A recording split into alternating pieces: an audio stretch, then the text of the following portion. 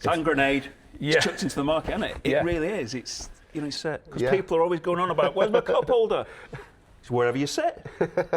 3,500. I mean, that is just.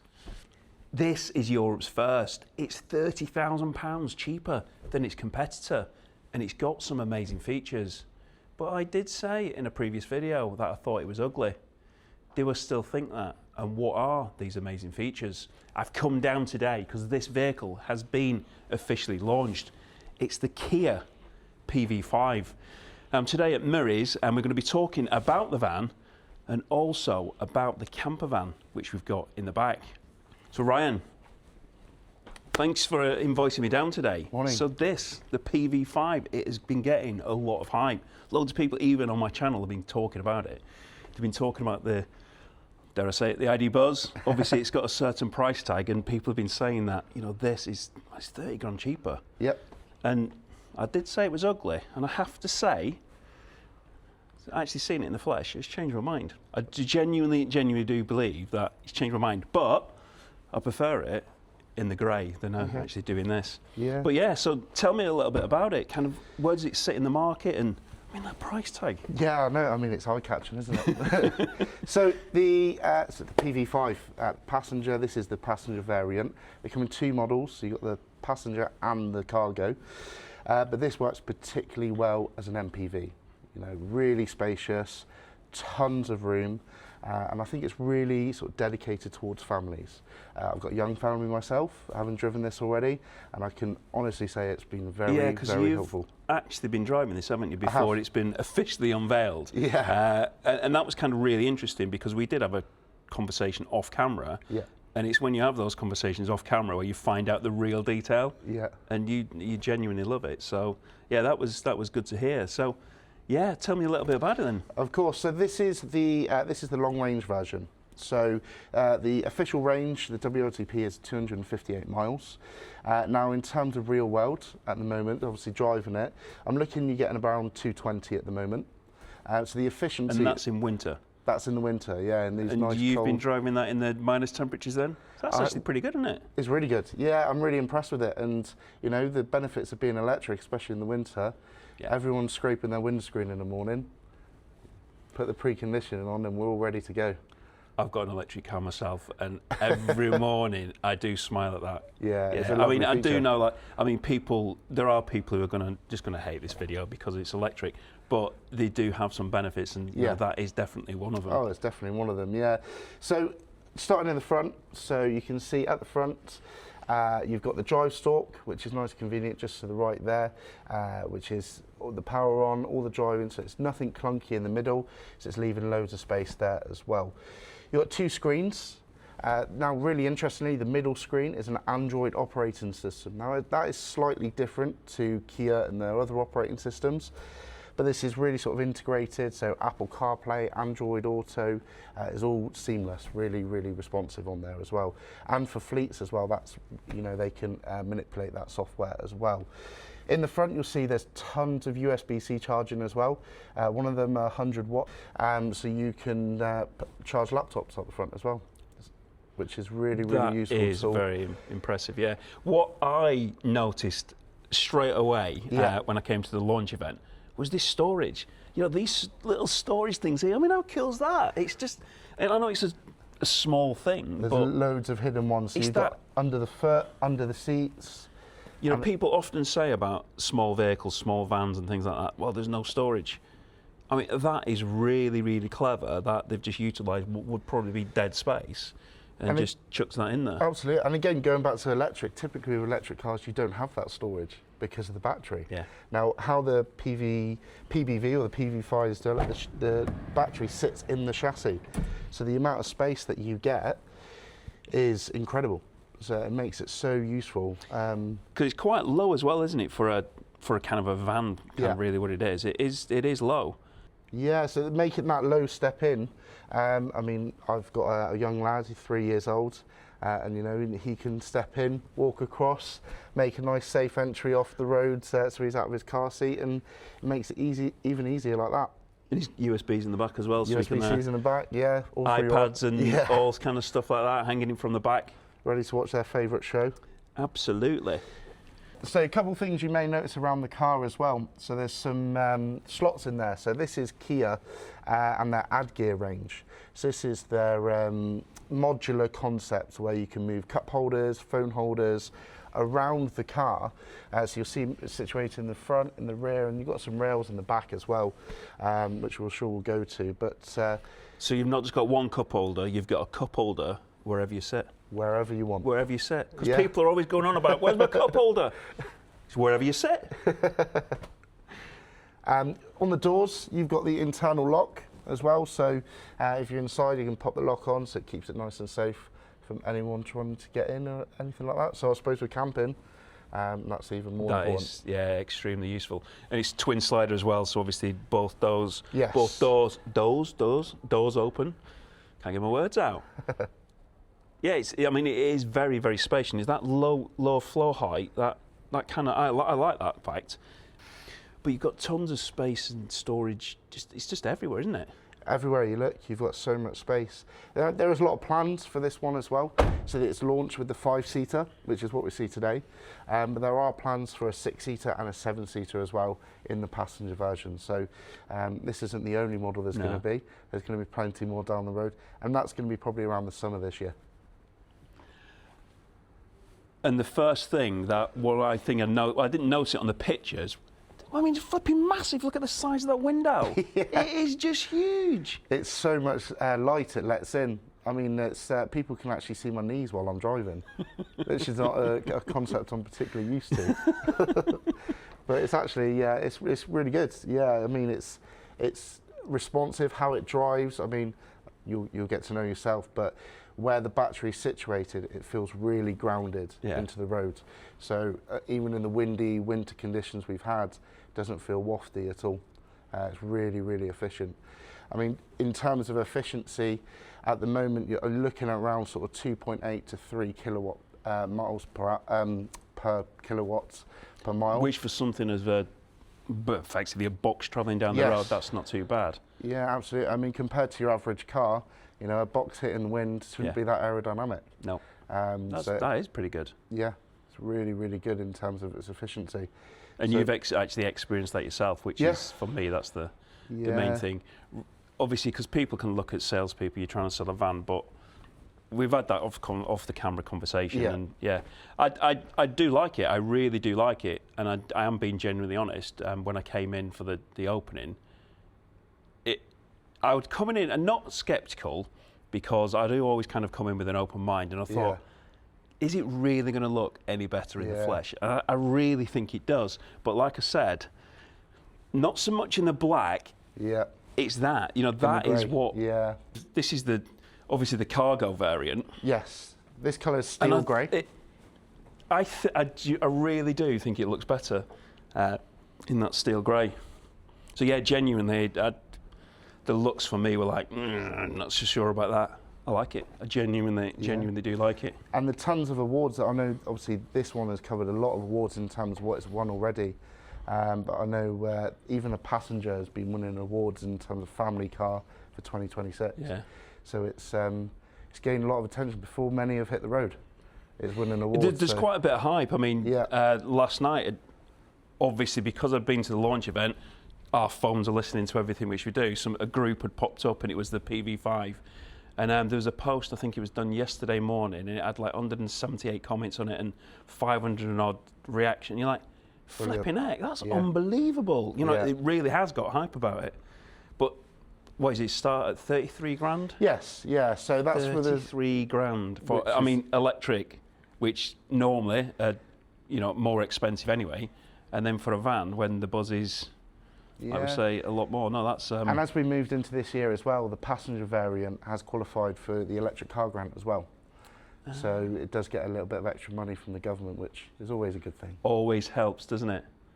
So, with passenger vehicle, but it's also got a camper in it as well. So I'm going to speak to Johnny, and we're going to have a look at the camper in the back.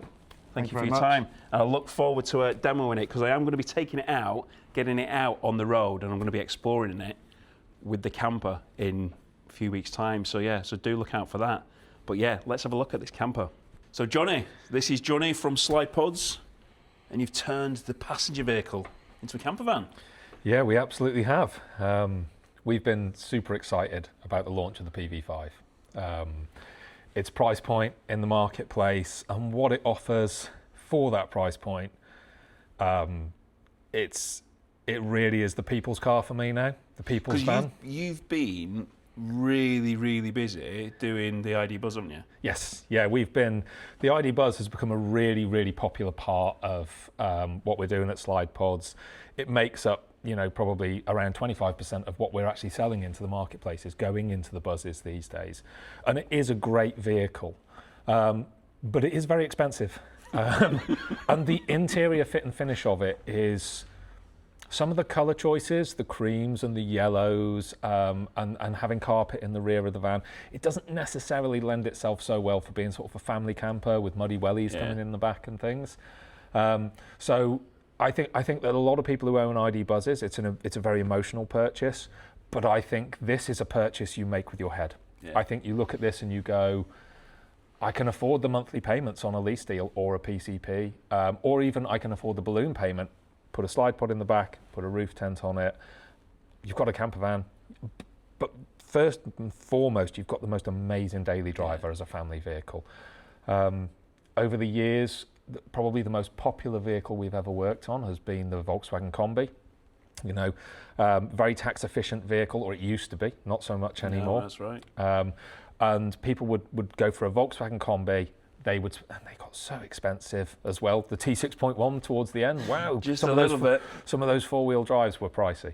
They still are. They are fetching so much money now. And when you buy one, the first thing you've got to do is send it to a converter for carpet lining, curtains, soundproofing, insulation. With this, you don't have to do any of that. No. You buy it from the dealer, you put your Slidepod in, you put your roof tent on, you stick your tow bar and your bike rack on, you're away, you're done. And it's all stuff that will transplant to other vehicles as well. You're not making an investment into the chassis of the vehicle that you're not going to recoup when you actually come to sell that vehicle. You've not adjusted it in any way. You've not made any permanent modifications except for a tow bar, which people expect to see when they buy a used vehicle. So. Yeah, and like we say, at that price point, it's not that eye-watering some, isn't it? Because, I love the Buzz. I absolutely do. And you mentioned heart and head, and as soon as you said it, it's like, yeah, my heart is ID Buzz. Yeah. But actually, head, 30 grand. Come on. And actually, and I have been completely honest with you, in 2 videos I've said, this is ugly, which I think it's ugly from the photos. But I said, look, let me wait until I've seen it in the flesh. This in the black, it's not that I don't like it in the black, but in that steel grey, that steel grey, I really like it in that. Actually, look, in the flesh, I think that's a really, really nice looking van. What do you think of the looks? I think looks-wise, in the black, maybe a little bit taxi-ish for me. It's going to make a great Uber somewhere one day. But when you start to look at the colour schemes of them, my personal favourite's the Cityscape Green. That's why we released the Moss Green. The Moss Green is we brought this out specially to go with the Cityscape Green. We thought it was going to be that big a seller for us. I love the colour of that vehicle, but the second you start to get the two tones on this, then and I might be wrong, but I think the paint isn't even an option on this. I don't think, you look at what does it cost to two-tone a Buzz? I think it's like £2,000 or something. It's not even a cost option as far as I know on this Kia. And I think when you get across to those, I think there's 2 levels of beauty. I think that there's beauty in design and practicality, and I think there's that heart. I just look at that and I love it, like a Ferrari or something. And I think the Buzz has that in droves. This, I look at it and I go, it's a good-looking van, but it's beautiful because it drives well. It is practical. It's beautiful because it doesn't have 21-inch wheels that I have got to fork out for really expensive low-profile tyres and risk curbing the wheels. The practicality of this, there's a lot of beauty in that. So let's talk about the practicality of the camper, because this is Europe's first, we believe camper. So, yeah. You say you've seen quite a few in Korea. So I have seen out in Korea. I've seen. I actually have the Kia PV5 Campervan group on Facebook, which I believe you're a member of. It popped up last night. I've just explained to Ryan. It was like unbelievable how it just popped up. Obviously, phones are listening, aren't they? Yeah. The on there, I have seen some people in Korea, some companies in Korea, doing some amazing jaw-dropping stuff with these. I don't know how they're doing it. They've got pop-top roofs on them. They're moulding plastics and everything for camper vans, and they are looking really cool.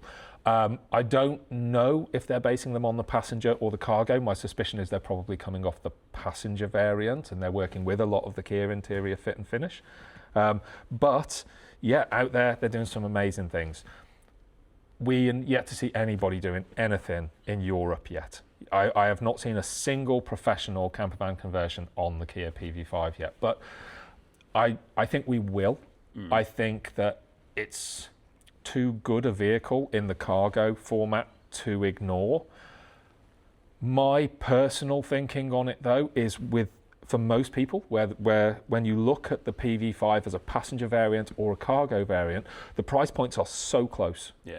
And what you're getting with all the interior fit and finish, the windows, the rear seats, the extra levels of comfort that you get in, twin sliding doors as standard, tailgate as standard, all of those things, they scream out to me, just pay that little bit more and get the passenger variant. And I also do think with a van of this size, because it's not a medium, it's not a transport or transit, it's not that kind of size vehicle, it is ID Buzz size, it is smaller. I think it lends itself better to the daily vehicle with perhaps a partial camper as opposed to a full-blown camper. So I think kind of like a poddy type system, slide out, whichever way it is, because obviously I am completely unbiased, whether it's sliding out that way or sliding out this way, or what kind of tent you've got on the roof, whatever it is, I think it just suits that better than a full camper with a full kitchen unit, and because it isn't that big vehicle, so something additional, and like you say, you can just easily remove it when you're finished, then it works. And also, so let's just talk a little bit about this pod, because this one is obviously gas. Yep. But this vehicle can do much more than just power your gas. So what have we got here as far as the pod's concerned? So with this here, we've got a compact slide pod in the Generation 4 Ultra format. It's a dual gas burner, single sink, wastewater tank, freshwater tank, gas delivery system, carbon water filter. It's got everything you need to be a camping kitchen, along with the fold-out double bed with the memory foam mattress. We were obviously in quite a rush to get this unit down here to this vehicle, to be the first to do anything with it. But for the last 3 to 4 years at Slidepods, we've actually been selling an induction hob variant of the Slidepod. At the moment, that's only available in a single induction zone. The reason for that has been driven by what's been available in the marketplace. Yeah. So the ID Buzz, for example, was why we brought that out, and then we found out it's only got 300 watt socket inside the vehicle. That can't possibly run an induction hob. So you were having to run another battery pack that you were charging from that socket slowly and then sucking a lot of power out very quickly to boil a kettle or boil water or cook some food. Yeah. The vehicle to load on this, though, is 3.5 kilowatts, 3.6 kilowatts or something. It's huge. 3,500. That is just, It's a lot of power, and that's made it so that we're starting to think, okay, dual induction zone could be a thing. We don't hold the induction ones on the shelf. They have to be made to order, but that's just purely because of demand in the marketplace. That's going to switch over time. 10 years' time, we're probably going to be in the other direction. We're probably going to be 50-50 maybe, holding induction and gas versions for the older vans. But yeah, the whole concept of Slidepods comes from daily driver that is a camper van. Yeah. People buy things with emotion a lot of the time, and actually, it's not a wrong decision.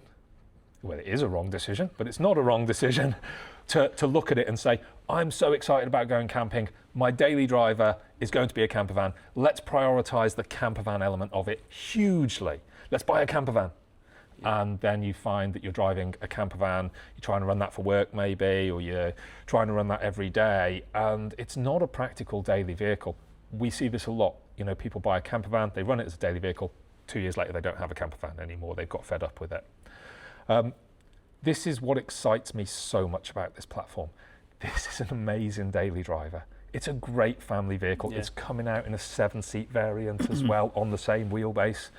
I don't have too much information about that, but from what I know, it's going to be seats folding into the floor at the back, so it's actually going to have the same amount of space as this vehicle. And it's a wonderful runaround for the kids. There's a huge amount of space in the back. Things like the rear seats recline right back, which is a really nice feature. In the high-end model, you get heated rear seats. It's a great daily driver. But you can use it for camping as well, and you don't have to look at it from the point of view of, because I don't have a kitchen down the side and a rock and roll bed and a pop top, I'm losing masses of, you know, the camping experience. You're not. You go camping to be outside, playing, kicking a ball around with your kids, or enjoying a National Trust property or something, and then going out to a pub for a meal. This has that in droves. But when you get home and you take Slidepod out and you put it in the garage and you've got your boot back, and you don't go camping for a month, this thing is a joy to live with. And it's 5 minutes, 10 minutes to take? Yeah, so taking a Slidepod out of here, we can take this out in about, I would say, 5 minutes at the most. Yeah. It is literally click the kitchen out, take the mattress away, take the tank away, undo some straps, and literally take the casing away. And it, you know, it folds up very, very small to go into the garage. Doesn't take up any more room than you're looking at it here when it's put away in your garage. So for somebody who's not actually going camping every weekend, and it was only once a month or so, it can be once a month, put it in, take it out when you're finished, then you've got the whole space. Precisely, and also we do a load drawer that replaces the kitchen. So it might be a case that you don't want to take everything out, you just want to click the kitchen out, which you can do in seconds. Put your load drawer in and you've got a slide out boot space then. Take the mattress away, you can load the top of the bed platform as well. But one of the main things with this vehicle and with EVs in general, we're finding from our market research that most people who are buying a new EV or have an EV on the drive, a new one, they're tending not to just go in and make an outright purchase. We're finding that a lot of the time they're doing a PCP deal or they're doing a lease hire agreement. And, you know, I get that. I feel that as well, that I'm yet to have an EV. If I get a PV5, which I'm very likely to, it's going to be my first EV, but I'm probably going to put it on a lease deal agreement because I'm still a little bit nervous about batteries, how long they're going to last. But I mean, this thing has a 7-year warranty. So, you know, my current car, which I bought outright, it's only 7 years old. So 100,000 mile battery warranty I've seen. Over 8 years too, yeah. But it can be extended to 160,000 miles. I mean, I don't know any information on that. I've just seen it, but 160,000 mile extended warranty on a battery. And that's what people's concern is, isn't it? On a sub £40,000 vehicle. It's definitely creating hand grenade chucked into the market, isn't it? It really is. It's, you know, it's going to. I think it's going to have a big impact. It's going to create huge consumer confidence.